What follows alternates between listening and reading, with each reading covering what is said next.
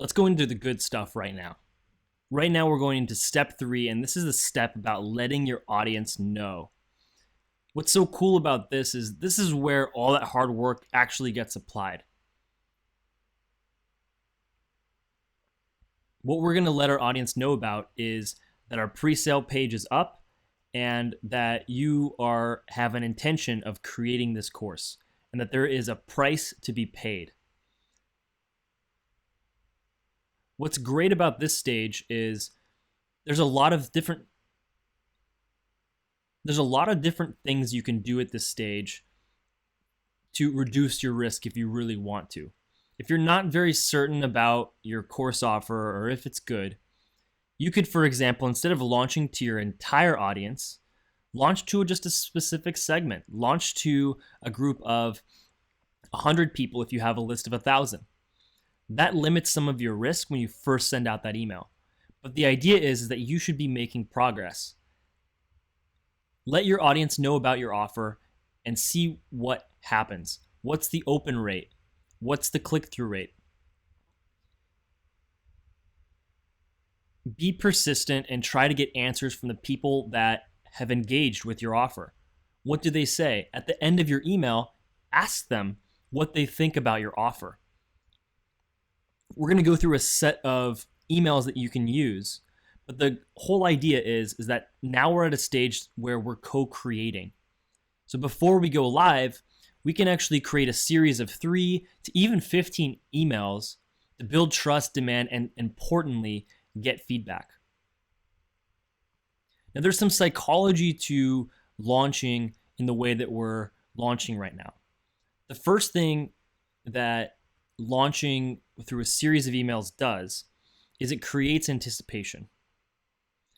If you know about something and if you're aware of something coming up in the future, each time you get closer to it, anticipation builds. And so there's that psychology aspect of it.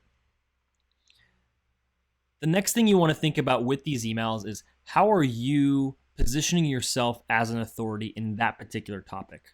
Authority is important. You're not asking them how to do the particular thing you're teaching. You are telling them that you did learn something and you can take someone through a transformation. So that authority is important. The next aspect of psychology to think through when you're writing these emails is social proof. In each of these emails, ask yourself, what is someone else saying about and reinforcing the things that you're saying? Sometimes it's okay to not cite people when you're making certain statements, and it depends on the type of authority that you have. But particularly if it's your course and you're launching your course, if you have testimonials or any other supporting kind of evidence, that can really, really bolster your credibility and make people want to work with you. Finally, something that we're going to go through in these emails as we go through them is the idea of reciprocity. Reciprocity is when you give something to somebody and they're just compelled to give something back. Have you ever done that before? Has someone held the door for you or someone done something nice to you and made you feel like you want to give back to that person? That's something we're going to do through our launch too.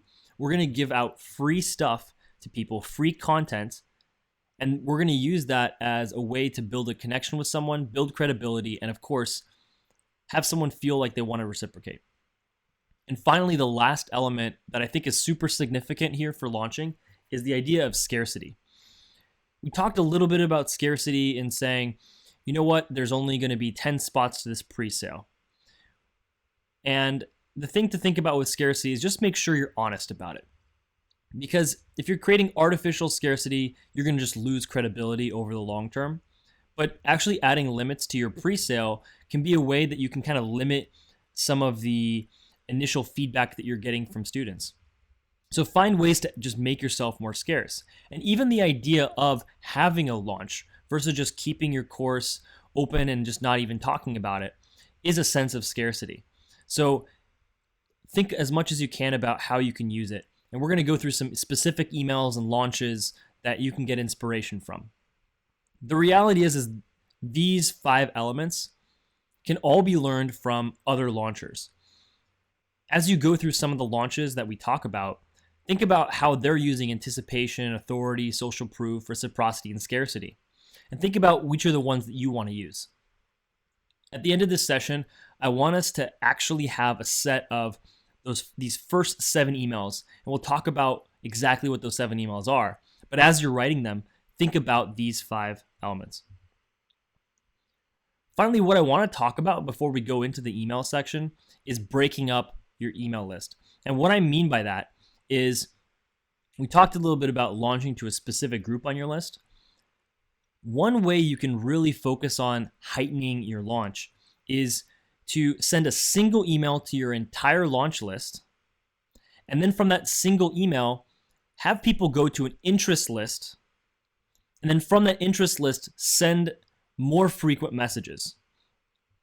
Because the danger that can happen is if you have, let's say, a larger audience, is maybe some people are just not going to be interested. They're not even tangentially interested in your offer. Maybe they don't have the budget yet, or whoever, who knows. But there's just going to be a certain part of your email list that is just not likely to buy. So what you can do instead is send out an email to your entire list asking them to go onto an interest list. Then when you have people on an interest list, you can talk about the specific things that you're going to have in the course and start to get that feedback that's important. And you also have an excuse to send those people more messages. Remember what we talked about kind of with starting a conversation? You can really have an intense conversation with people because they've already told you that they were interested, versus just kind of pushing something out to people, which is what we really want to avoid. The thing you want to do on this interest list too, and you can create this as a course page on Teachable, you can create your interest list page using Teachable, and it's pretty simple to do. All you do is ask for emails rather than asking for course signups. Then on this interest list, you know exactly who's interested and can start to personally message these people and just do research on these people that are interested. One of the techniques that I use is I will look up that person's email and I'll try and find that person online. Who are they? What's the type of demographic that they come from? Are they someone that I am expecting to be on the interest list? Are there people that I don't expect to be on the interest list? These are all kind of questions that I start to ask at this point, once we start to get this information about people that are interested in the offer. The other thing that you want to think about with the interest list is not to put a price. You don't want people to hesitate to sign up for the interest list because the price might be too high. What you want instead is you want people that are genuinely curious in the offer. So on the interest list, talk about what you're going to offer in your course, but don't actually reveal the price. Once people are on the interest list, then you can start to go into the price. So here's an example of a basic email strategy that I want us to have by the end of this. It starts off with a survey email. We'll go into exactly what the survey email is. Next, we go into an interest list email while providing some free content. Next, we'll go into a freebie email with some anticipation. Next, we'll go into a story and articulating the offer to the common questions and the closing email. This is just a basic email strategy that you can start to build on top of.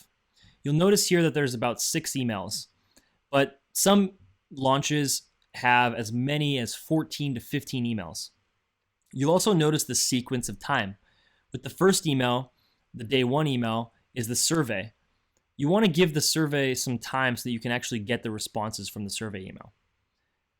The next thing, for example, you'll notice is there's an increased frequency. So after the interest list email, 2 days later, you get an anticipation email, and 2 days later, an offer email, 2 days later, common questions, and then a closing.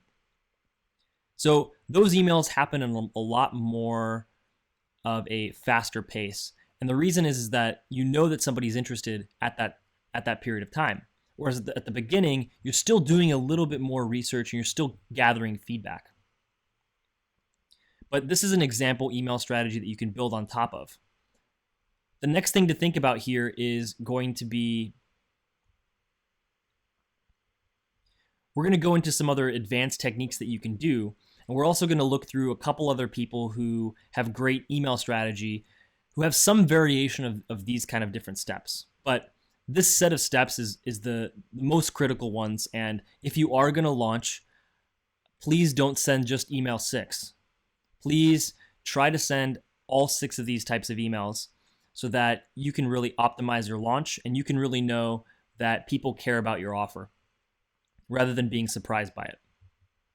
So here's an example of a survey email that went out from Juliana, who we talked a little bit about earlier. You'll notice how simple this email is. The email goes out and it says, before going into our last sales lesson, because this is actually an email that was sent from her free course, and the course that was free was sent all over email. She kind of pre-sold her free course, so to speak. I want to see what else I can do to help. Can you click this link and tell me what's your number one sales challenge? This will take you to a super quick survey, all totally confidential. Thanks so much. Looking forward to hearing from you until the next lesson. So what this survey email did was it said that Juliana was there to help someone. This isn't a favor for you. This is something that Juliana is collecting to help someone else, help someone on the email list. The next thing you'll notice is that particular question. What's your number one sales challenge? I want you to use a similar variation of that particular question in your survey email. So if your topic is photography, what's your number one photography challenge? Think about how your topic relates to this particular question, and you want it to be the number one thing. The reason is because we make decisions based on our main priority. So knowing what someone's main priority is positions us in a very great way to go and try and fulfill that with our eventual course. So SurveyMonkey is a free tool that you can use to do this. This is the exact phrasing of how that looked. So the way that this was set up in SurveyMonkey, and again, it's a free tool, surveymonkey.com, is it said, what's your number one biggest sales challenge right now? And then below it, there was some clarifying text, which said, please be as specific as you can. So go beyond saying closing deals, overcoming objections, learn sales. The more detailed you are, the better I can help. So what happens there is Juliana's giving a little bit more instruction so that she can get more details from anybody that's responded. Eventually, and you'll notice on the right, that's actually how it looks like to you once you're collecting all of these different responses. You'll notice that below this particular response, a whole bunch of people saying stuff like generating leads, taking products from nice to have to need to have, selling marketing services to folks who don't understand marketing, etc., etc. What Juliana did was she was able to collect a series of all of these types of responses and start to come up with a pattern for a set of pain points that her specific audience cared about.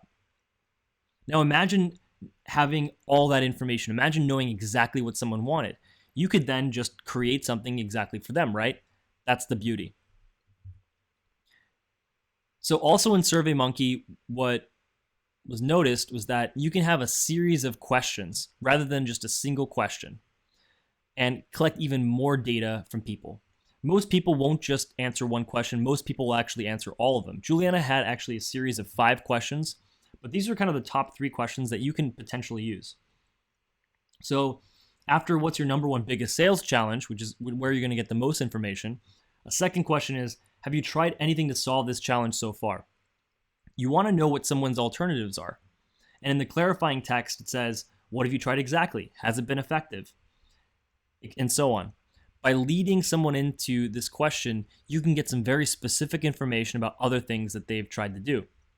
In Juliana's case, there actually is not a lot of solutions to someone that's trying to learn how to sell who's an entrepreneur. And most people's solutions were going and reading a ton of books about the particular topic. So you can imagine how much better a course could be than a whole bunch of books. The third question is, lastly, I may want to learn about your details, your contact details, if you've got any challenges. Would you mind if I reached out to you, enter your email, enter your phone number? What this did is now you have a direct line of communication with anybody who's kind of answered these questions. What's great about this is you will know exactly who asked certain things, and to the people who had the pain points that you care the most about, you could potentially even just give them a call. Give them a call and get more details on who they are and learn more about them.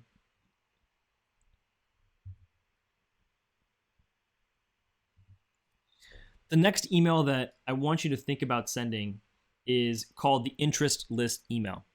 Now, how the interest list email works is you're going to send this email out to all the people that are on your list. And in one of the below links, you're going to link to a course page. And this is something you can easily set up in Teachable, where you're just collecting people's email addresses for people that are interested. I know this sounds a little bit strange, right? Why would you want to create a second page where you're collecting somebody's email when you already have an email? And the reason is it makes it very easy for you to know who is interested and who is not necessarily interested right now in joining your course. So here's some copy that was used at the PS of Juliana's final email in her email course. It's just a PS, and it says, "I want to let you in on a very special project." And then it goes on into these kind of details. What's cool about this is you'll also notice that Juliana, or something to think about, is Juliana actually had a number of responses to this email as well. So she had people responding to her and giving her feedback. In particular, once someone signed up for the interest list, she could then reach out to them directly and ask them why they signed up for the interest list, what was the most important thing that they wanted out of a potential course. So this interest list email is pretty critical. Finally, once someone's on that interest list, again, you have that excuse to keep reaching out, keep reaching out, keep reaching out. That's what's so great about it. The second email that you can send, the next type of email that you can send to your general list is providing a freebie or providing some kind of free content to somebody. In this case, it was a PDF. And then also adding in even some more anticipation. So talking about how this kind of, based on the feedback that you've received so far, how is this training and how is this course that you're going to develop going to look like? And so this is building even more anticipation, and it's getting more people who would have not clicked the previous email to click this one now.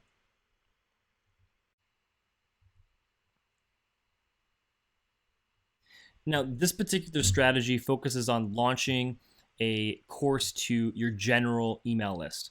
So the emails that you send to your targeted interest list, that's something you can definitely do, and you can be more aggressive about sending emails to that very specific targeted list.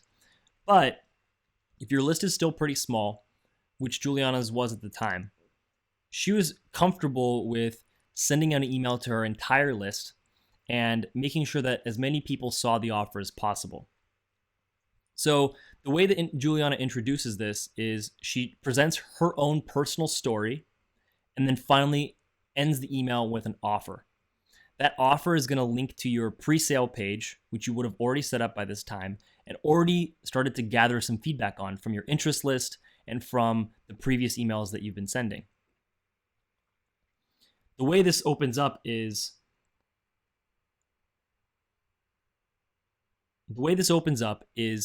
Juliana talks about her own personal transformation and what she wants to do to the people who accept her offer. She then ends this off with a pre-sale and talking about that the pre-sale is finally opened and that there are only going to be a certain number of seats for the pre-sale, because in general, Juliana would not be able to handle more than 100 people for this initial pre-sale. She also, at the very bottom, reminds her list that if they loved her free email course, not to worry, because later on they would be getting a series. She also closes and says, if you really loved her free sales course, not to worry, that if for whatever reason you're not interested in this offer, she's going to send out a short reminder the next day. And then only after that is she going to send more emails that are related to this offer.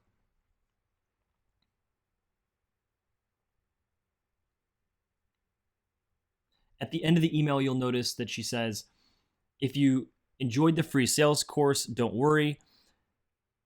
If you're not at all interested in the course for whatever reason, after a short reminder tomorrow, I'll be taking an email break to focus on my new students. Afterwards, I promise to send you only the best startup sales content 1 or 2 times per month. So what she's doing there is she's structuring her email copy in a way that gets people not to unsubscribe, because she's setting expectations about what someone is going to get in the future, and that if you stay on this email list, you're going to keep getting free email content, so it better not to unsubscribe.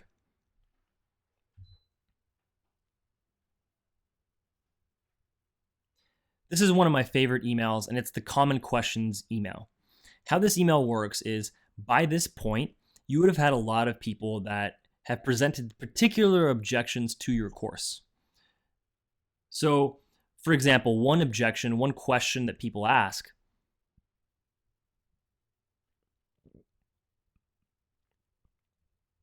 one question that people particularly asked was, who exactly is this course made for? By sending out the common questions email, you have an opportunity to not only extend the conversation and have another common touch point with people, but you also have the opportunity to address that question at scale. Because in most cases, if one person asked you a question, there's probably a nice big subset of other people that are thinking the same thing but didn't go as far as to ask that question. So this is another great way to handle the objections for your audience before a closing email. And finally, this is the closing email, and it says 1 day left to get Startup Sales Bootcamp. And this is something that someone had mentioned to her, which is the best course I've seen on the subject and easily worth double, right? So in this email, she talks about her training and how she was actually able to take this in-person program and turn it into an online course that's less expensive and that's accessible from anywhere. So the other thing you'll notice with this email is at the end, she has a call to action that says, if you have any questions, shoot them my way, hit reply now, and let me know what's up. You also notice this email is conversational. There's no formatting in this email, right? The email is set so that it's approachable and that it's easy to look at. Before we go on, I also want to go into some other launchers that I really admire. I think have done a great job of the way that they've launched. A lot of them, you'll notice, use the 7 emails that we talk about, but they'll add in some additional content or additional strategies that they're constantly testing. So one of them is a Fedora or Teachable customer, and it's courses.30x500.com, or 30 by 500 is how we kind of call them. They have a great series of courses that you can check out. The next one is jeffwalker.com. Sign up for Jeff Walker. He has a lot of other additional emails that you can learn from. Another one is iwillteachyoutoberich.com. And finally, Marie Furlio, bschool.com. All these people are people that I really respect and I think have some insight into the way that they launch and do launches in a very different way. So for example, this is a 30 by 500 launch. This is exactly how it looks like in terms of subject line. So you'll notice, for example, at the very beginning, there's talk about the new 30 by 500 and the evil voicemail effect. The evil voicemail effect is some free content. The new 30 by 500 is talking about the new course that's coming. You'll notice then that there's also a series of emails that happen, and most of it is content related, before finally the course opens up with a yes, 30 by 500 doors are open. And then there's a couple other emails talking about how there's 90 spots left and so on and so forth until finally the last chance email. So study this kind of segment. This is a Jeff Walker launch. This is kind of how Jeff Walker's looks like. You'll notice how quick this launch is. So after confirming your email through a particular lead, magnet, you're then brought right into the seed launch training and you're pitched pretty quickly, because he knows that the kind of training videos that he launches provide a lot of useful content. Either way, and again, what we've gone to include below this lecture is going to be a set of email copy that from Jeff Walker and from a couple other people that you can use as kind of inspiration, but try and stick to as much as you can that 7 email sequence. What I'd like you to do at the end of this lecture is at least have the subject lines to those 7 emails that you're going to launch. Have the subject lines to those 7 emails and write them out so you know exactly when they're happening. Also put the dates of when there's launching. You can be even more advanced and you could actually write the full copy to those emails, but at least what I want you to do is have that strategy ready to go before you get started. The thing to think about here is that you will make mistakes. Everyone's email strategy is going to be a little bit different, but as long as you have these 7 or 6 critical emails at the core of your strategy, your launch is going to do just fine. You're going to learn a lot about your audience.